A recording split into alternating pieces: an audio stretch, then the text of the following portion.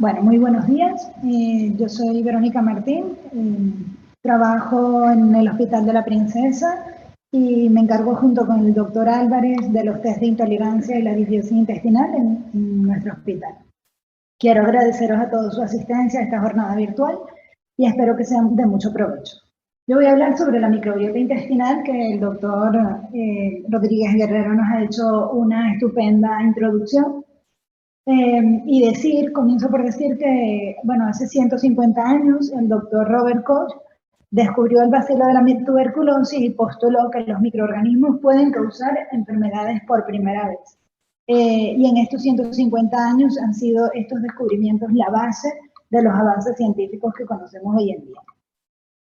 El contenido de la charla lo voy a dividir en tres partes. En primer lugar, sobre generalidades de la microbiota. En segundo lugar, sobre algunas enfermedades que se asocian a la disbiosis intestinal. Y en tercer lugar, sobre cómo podemos modificarla.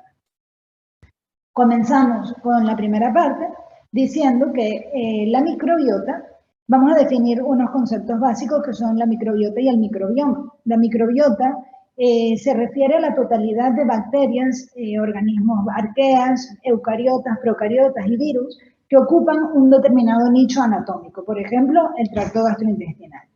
Esto es lo que antiguamente, o hasta hace unos pocos años, se denominaba flora bacteriana y responde a la pregunta de quiénes son taxonómicamente, con nombre y apellido. La microbiota es quienes nos habitan. A diferencia del microbioma, el microbioma es todo el hábitat que incluye los genomas y los datos ambientales y clínicos circundantes a la microbiota. Es decir, el microbioma responde a la pregunta de qué pueden hacer estos microorganismos y cuáles son sus funciones. Como dijo el doctor Rodríguez Guerrero, tenemos microbiota en prácticamente todas las cavidades del cuerpo y en las superficies, sobre todo en la piel. Estamos colonizados por diferentes tipos de microbiota y esta cantidad y tipo es diferente en cada zona, ya que va a depender de las características de cada una de estas localizaciones, en cuanto a humedad, temperatura, pH, etc. Las características generales de la microbiota también sabemos que está conformada por organismos de todos los reinos, bacterias, virus, arqueas, eucariotas, procariotas, pero las bacterias son las que constituyen más del 90% de todos estos microorganismos. La relación entre células bacterianas y células humanas es 1 a 1 y se ha visto que el microbioma tiene más de 100 veces los genes que tiene el genoma humano, pero aún muchas de estas bacterias son desconocidas.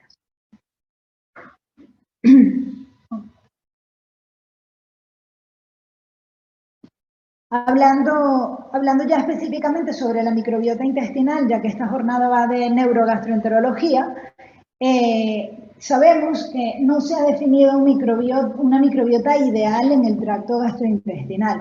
No hay una firma bacteriana que se conozca como la normal o la mejor. Todos tenemos bacterias patógenas y no patógenas y la composición es única para cada individuo. Además, es diferente en cada tramo. ¿Por qué? Porque por las condiciones, como ya dijimos, de pH, de motilidad, etcétera, de cada una de las zonas de nuestro tubo digestivo, desde la boca hasta el ano, pues hay diferente número de bacterias en cada uno de estos segmentos. Pero es en el colon donde se dan las condiciones favorables para la fermentación bacteriana. Y por ello, el colon es la reserva bacteriana más grande de todo el organismo. Estamos hablando en el colon de billones de bacterias. Se ha determinado que las proporciones generales de los filos bacterianos está caracterizada por un mayor número o porcentaje, principalmente de bacteroidetes y firmicutes, en unas relaciones ya definidas. Sin embargo, tanto las proteobacterias, las actinobacterias, la verrucomicrobia, también son filos que cumplen sus determinadas funciones. Estas proporciones no son FETEN, los números exactos que tenemos aquí, son proporciones muy relativas y precisamente lo que da el equilibrio a la microbiota o lo que nos dice que tenemos una microbiota saludable es que exista una alta diversidad bacteriana. Mientras más bacterias y tipos, de bacterias, pues más saludable será nuestra microbiota. Y tenemos la microbiota a lo largo de la vida tiene diferente composición, va a estar caracterizada por diferentes proporciones de los filos de bacterias y de los géneros de bacterias. Esta va a cambiar por diferentes circunstancias. Sabemos que en los primeros 1000 días de vida son los más importantes para la adquisición de la microbiota. ¿Por qué? Porque hay múltiples cambios sobre ella hasta que se establece un equilibrio dinámico. Cuando nosotros nacemos en las condiciones intrauterinas, somos estériles, nuestro organismo es estéril, aunque hoy en día hay unas teorías que dicen que en ciertas condiciones patológicas el feto puede estar colonizado, pero todavía esto no está del todo confirmado. Lo cierto es que al nacer es cuando realmente somos colonizados por la primera microbiota. Esta microbiota va a depender, o esta primera colonización va a depender de la vía de parto. Si nacemos por vía vaginal, pues vamos a estar colonizados por los lactobacilos, que son propios o autóctonos de la vagina de nuestra madre, y si nacemos por vía de cesárea, pues seremos colonizados por las bacterias que se encuentran en las superficies como la piel o el resto de superficies del quirófano, que serían por los estafilococos. Posteriormente, según nuestro tipo de alimentación, si recibimos lactancia materna o lactancia o leche artificial por fórmula, vamos a tener también un determinado tipo de bacterias o vamos a ser colonizados y desarrollaremos determinado tipo de bacterias u otras. Y precisamente son estos dos factores los determinantes, la lactancia materna y la vía de parto vaginal, y por el contrario, la leche de fórmula y la cesárea, son los factores que van a determinar la microbiota futura que va a prevalecer en el resto de nuestra vida adulta hasta los 70 años aproximadamente. Estos son los factores más importantes. ¿Por qué? Porque lo que se ha visto es que la cesárea y la lactancia artificial reducen la proporción de bacterias y reducen la diversidad bacteriana desde la infancia.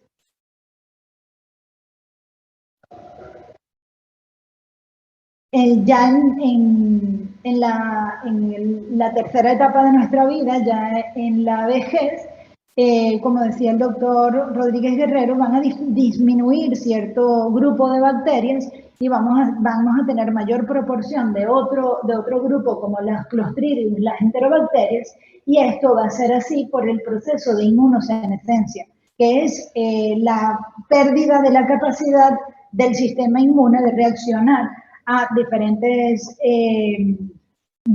cambios y reduce las respuestas adaptativas a nuevos antígenos. La microbiota, como sabemos, también varía en función de múltiples factores ambientales y culturales. Un individuo puede tener una microbiota completamente diferente a otro que vive en otro continente y ambas personas ser completamente sanas. Pero hay factores que sí que modifican radicalmente el tipo de microbiota y se vuelve más perjudicial, por decirlo de alguna forma. Y esto es el estilo de vida y la dieta. Hay un estudio en el cual se vio que el tipo de vida o la alimentación industrializada va a determinar un tipo de microbiota y la alimentación más tradicional o basada en la agricultura va a determinar otro tipo de microbiota. Y también tenemos la hipótesis de la higiene. La hipótesis de la higiene postula que la exposición reducida a microorganismos desde temprana edad es lo que va a predisponer ciertas enfermedades alérgicas. Es decir, mientras menos expuestos estemos a los microorganismos desde bebés, es lo que va a determinar que tengamos algunas alergias. ¿Y cómo va a ser esta escasa exposición, por decirlo de alguna forma? Pues esta escasa exposición a bacterias va a determinarse por ser hijo único, por tener mejores condiciones económico-sanitarias, por ejemplo, varios baños en la casa, agua caliente y filtrada, clorada, el uso diario de jabón, medidas antisépticas, el haber tomado antibióticos o haber tenido ingresos hospitalarios en la infancia, el vivir en un medio urbano rodeados por cemento en lugar de tierra, el no haber estado en contacto con animales o mascotas y haber tenido una dieta occidental, es decir, rica en carbohidratos, grasas y alimentos ultraprocesados. Y todos estos factores es lo que va a determinar que, o va a predisponer que de adolescentes y de adultos podamos sufrir de algunas enfermedades como el asma, la rinitis o las alergias alimentarias. Y bueno, y sabemos también que la microbiota va a variar por muchas otras circunstancias. Varía a lo largo del día, según lo que comemos, según cuántas horas de ayunas hacemos, según el estrés. En los viajes varía porque cambiamos la alimentación. En el ejercicio varía, incluso se ha visto que la microbiota es diferente antes de correr una maratón y después de correr una maratón. Pero sin duda, el principal factor que va a incidir negativamente sobre la microbiota va a ser el uso de antibióticos. Aquí tenemos una gráfica donde vemos una microbiota normal antes de un tratamiento antibiótico y después del tratamiento antibiótico vemos que la diversidad bacteriana prácticamente se elimina y solamente prevalecen estos bacilos que vemos aquí en morado, que probablemente sean unas bacterias resistentes a ese antibiótico, pero todo el resto de bacterias va a desaparecer. Posteriormente, tras la finalización del ciclo de antibióticos y pasado un tiempo, las bacterias van a recolonizar ese tramo, probablemente sea el tramo digestivo, van a recolonizar hasta que vuelvan a una situación más o menos normal. Y esto es lo que se llama como el proceso de resiliencia, que es una palabra que está de moda ahora mismo en muchos otros ámbitos de la vida, pues las bacterias también son resilientes, tienen la capacidad de volver al estado previo a la perturbación, por ejemplo, después de haber sufrido una gastroenteritis o después de haber pasado un ciclo de antibióticos. Pero ¿qué pasa cuando esta perturbación es persistente y es de muy fuerte intensidad? Pues que las bacterias van a dejar de ser resilientes y va a aparecer un desequilibrio ya más permanente, tanto cualitativo como cuantitativo de la microbiota normal. Se altera tanto en su composición como en sus funciones y es lo que se conoce como la disbiosis. ¿Y cuáles son estas funciones que va a perder la microbiota? Pues lo que ya hemos visto en la charla anterior, las funciones de la microbiota, pues tiene 4 funciones fundamentales. En primer lugar, favorece la fermentación de hidratos de carbono que nosotros como seres humanos no tenemos la capacidad enzimática de digerir, favorece la producción de fuentes de energía para nuestros colonocitos, principalmente el ácido butírico, y sintetiza nutrientes esenciales como la vitamina B y K. También tiene una función de eliminación de patógenos, evita la colonización de bacterias externas, patógenos, produce antimicrobianos. Tiene una función inmunitaria, ya que ayuda a nuestro intestino a reconocer lo propio de lo ajeno, ayuda a la maduración del sistema inmunitario y también ayuda a la maduración del sistema entérico. También tiene una función de barrera, ayudando al mantenimiento del moco y al mantenimiento de las uniones estrechas. Y también tiene una función a distancia. Aunque parezca mentira, la microbiota intestinal actúa sobre nuestro cerebro, ya que promueve la síntesis de neurotransmisores como la serotonina, dopamina, el GABA, que influyen sobre las funciones cerebrales.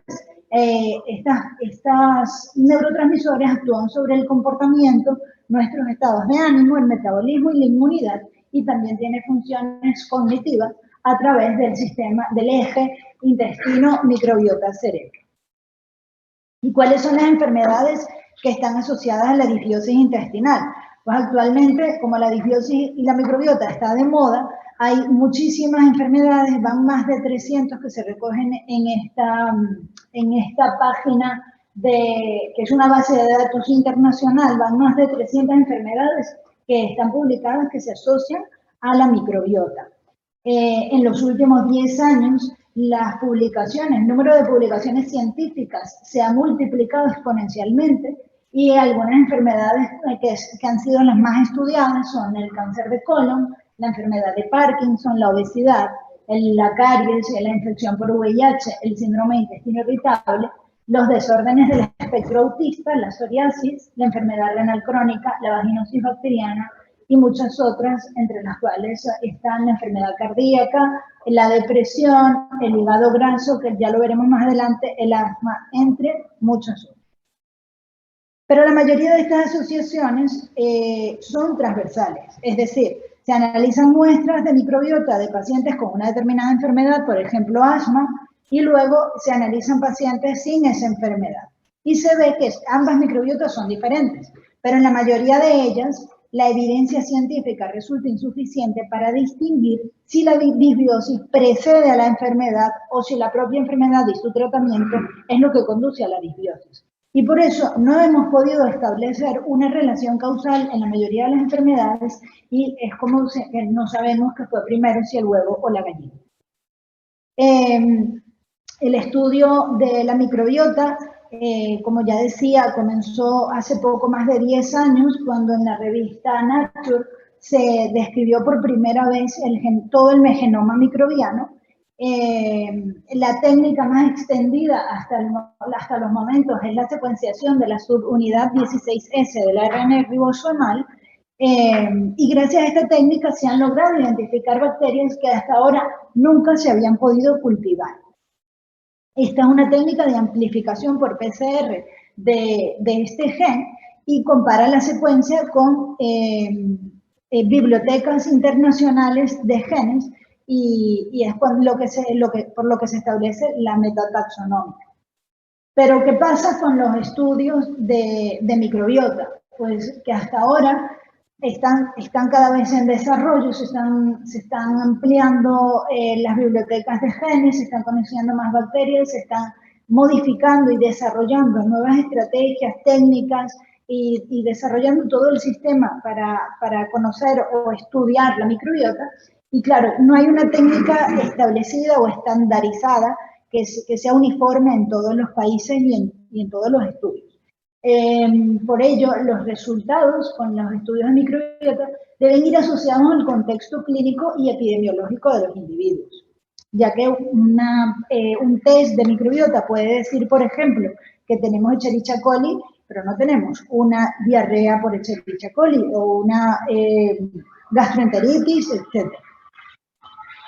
Bueno, y algunas de las enfermedades, no voy a mencionar todas, por supuesto, porque son 300, pero algunas de las enfermedades en las cuales se han hecho muchos estudios es en la obesidad, en la cual se ha visto que claramente está reducida la diversidad de la microbiota y hay una bacteria que es la protagonista, que ya también el doctor Rodríguez Guerrero habló de ella, y es la Akkermansia. Esta bacteria se ha visto que está reducida en los pacientes obesos, se hizo estudios experimentales en modelos animales, y se vio que los ratones que no tenían Akkermansia desarrollaban obesidad, y los ratones que sí la tenían, comiendo lo mismo, no desarrollaban obesidad. Y entonces, bueno, esta bacteria, lamentablemente para muchos, no está todavía comercializada como probiótico, pero los estudios van dirigidos a eso. También tenemos en la enfermedad inflamatoria intestinal, que básicamente engloba dos grupos de enfermedades, la colitis ulcerosa y la enfermedad de Crohn. Son trastornos inflamatorios crónicos que se caracterizan por respuestas inmunoinflamatorias exageradas que afectan nuestro tubo digestivo. Y en estas enfermedades, dentro de la fisiopatología, actúan factores genéticos, factores ambientales y también actúa la disbiosis bacteriana. Se ha visto que los pacientes que desarrollan estas enfermedades tienen una disminución de la Akkermansia, disminución del Faecalibacterium praunici, otras bifidobacterias, y tienen un aumento de proteobacterias, fusobacterias y estreptococcus. También se ha visto que la actividad de la enfermedad inflamatoria se asocia con cambios en la microbiota y que algunos pacientes que tienen un aumento de proteobacterias y reducción de firmicutes tienen una peor evolución. Y esto podría significar a futuro que la microbiota sea un marcador de riesgo tanto para la actividad como la evolución y el pronóstico de las enfermedades inflamatorias. En el síndrome de intestino irritable, como vimos ayer, es el trastorno funcional más frecuente. Se caracteriza por un dolor abdominal recurrente asociado a alteraciones del ritmo intestinal. También en la fisiopatología del síndrome de intestino irritable actúa las alteraciones de la microbiota, y tenemos que hay diferentes tipos de bacterias según el subtipo del síndrome de intestino irritable. Por ejemplo, en el síndrome de intestino irritable con predominio de diarrea vamos a tener un aumento de bacterias productoras de butirato, y en el síndrome de intestino irritable con predominio de estreñimiento vamos a tener predominio de bacterias metanoproductoras. En enfermedades neuropsiquiátricas también está en auge la investigación de la microbiota, ya que puede modificar el equilibrio químico del cerebro. Está asociada a la anorexia nerviosa, a trastornos del espectro autista, ansiedad, estrés, depresión, Alzheimer, entre otros. ¿Y esto por qué? Pues porque hay microbiota también, además de la mucoprotectora, fermentativa, etcétera, también tenemos microbiota neuroactiva. Hay bacterias que son consumidoras de triptófano, que es un precursor de la serotonina, y esto disminuye la cantidad de serotonina, favoreciendo estados de depresión. Y hay bacterias que favorecen la liberación de estos neurotransmisores, favoreciendo estados de bienestar. ¿Y cómo la podemos modificar? Pues hay dos pilares fundamentales que en los cuales podemos incidir para modificar la microbiota, ya que somos lo que comemos. Nuestra dieta es lo que va a determinar el tipo de microbiota que tenemos. Y lo que nosotros nos va a alimentar también va a alimentar a nuestras bacterias. Hay dos enterotipos característicos que van a ser determinados por la dieta. El enterotipo de bacteroides va a ser determinado por una dieta occidental con un incremento de proteínas y grasa animal, y el enterotipo de Prebotella está caracterizado porque son pacientes o personas que tienen una dieta rica en fibra, frutas, verduras, vegetales y baja en proteína y grasa animal. Hay un estudio que se hizo, salió publicado este año en GAT, con 1.400 pacientes, en el cual se determinaron